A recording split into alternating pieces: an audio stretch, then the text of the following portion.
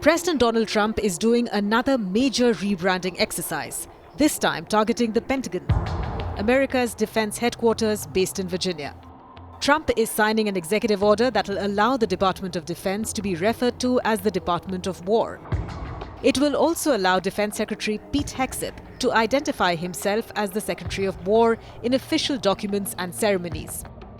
The rebranding will extend well beyond just titles.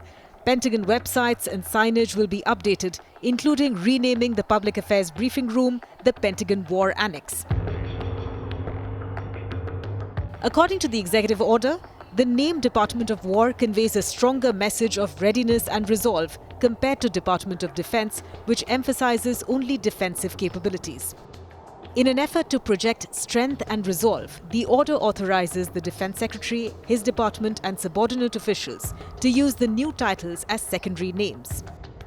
The order also instructs Hegseth to recommend and include legislative and executive actions to move towards a permanent renaming of the departments, since Trump cannot formally change the name without congressional approval.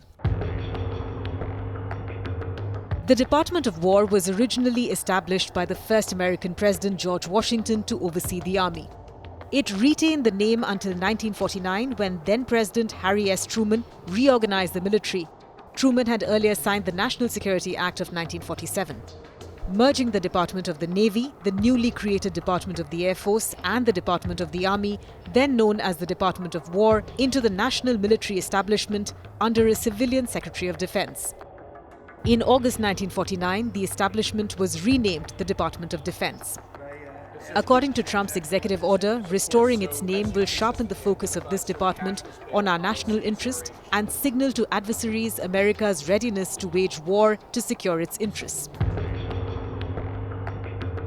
The White House is yet to say how much a permanent rebrand could cost, but American media expects a $1 billion price tag for the overhaul of hundreds of agencies, emblems, email addresses, uniforms and more, possibly hampering the Pentagon's efforts to cut spending and waste. Trump has repeatedly floated the idea of the name change, arguing that the US had an unbelievable history of victory in both world wars under the previous name.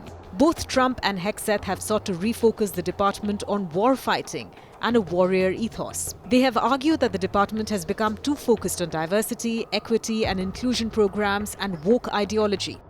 The Pentagon renaming effort comes after a series of moves by Hegseth to reverse earlier policies. Among them was the restoration of Confederate-era names like Fort Bragg and Fort Hood, which had been changed under the Biden administration. Hegseth kept the names but reattributed them to other historical figures with the same titles. The rebranding also comes on the heels of China unveiling a range of new weapons, drones and other military hardware in a massive parade that many interpreted as a clear message to the US and its allies. The irony is that Trump is doing this exercise while simultaneously lobbying hard for a Nobel Peace Prize. At every media interaction, Trump claims he has stopped multiple conflicts in his second term. Stopped wars between India and Pakistan, the Democratic Republic of the Congo and Rwanda. That was going on for 30 years. And by the way, India-Pakistan was probably going to end up in a nuclear war if they kept, they shut down 5 planes in the last attack. And it was back and forth, back and forth, back and forth. And I called them and I said, listen, no more trade. If you do this, you're not going to be good. But they're both powerful nuclear nations, and that would have happened, and who knows where that would have ended up. And I stopped it. Iran, you saw, we took out their... The winner of the Nobel Peace Prize is due to be announced by the Norwegian Nobel Committee on the 10th of October. 4 previous US presidents have been awarded the honor, including Trump's political adversary, Barack Obama.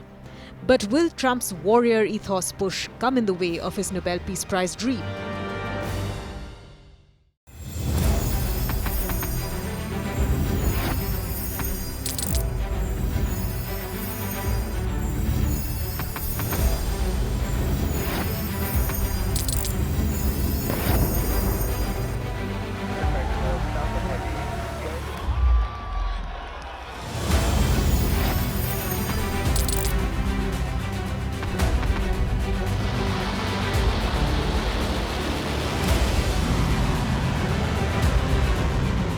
fighting so long and so hard that they don't know what the they're doing.